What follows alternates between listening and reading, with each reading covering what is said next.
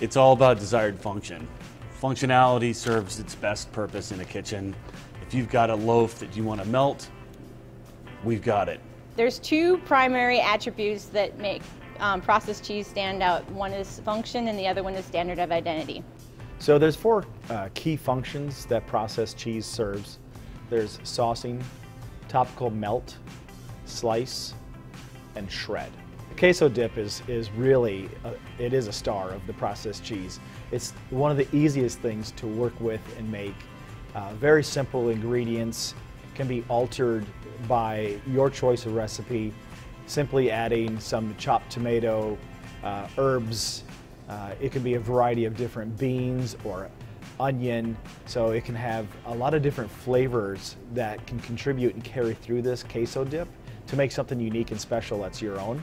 Topical melt in a processed cheese is really important because it allows you to still add that extra value of cheesy goodness to your products, and it's just this great topper that finishes it off.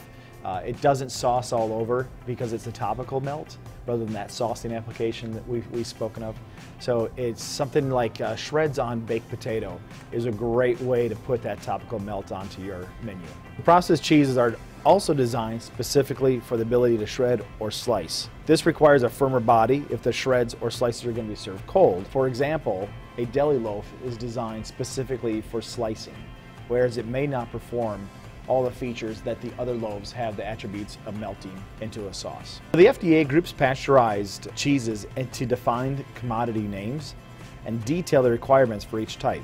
In this grid, we've outlined 5 types that are generally available as a loaf and identified some of the differences of each. Pasteurized processed cheese. It's the cleanest label with the fewest ingredients. It's the least moisture, most cheese solids, which leads to stronger flavor and being easier to shred. Pasteurized processed cheese food. Slightly more moisture and fewer cheese solids. More ingredients allowed than pasteurized processed cheese. The market has evolved over the years into one where cheese food is less popular. Pasteurized processed cheese spread. More ingredients allowed than cheese food. Highest moisture allowed for a standard of identity cheese, resulting in a milder flavor and making it more difficult to shred. Pasteurized processed cheese product. PPCP. No standard of identity, but still made with milk.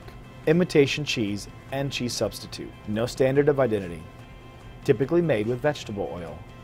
Understanding the commodity names between our cheese loaves really kind of helps discern between the types of cheeses, the amount of cheese, the amount of product that's in it. In addition, understanding the different commodity names that define processed cheese types will help ensure you make apples to apples comparison when considering products.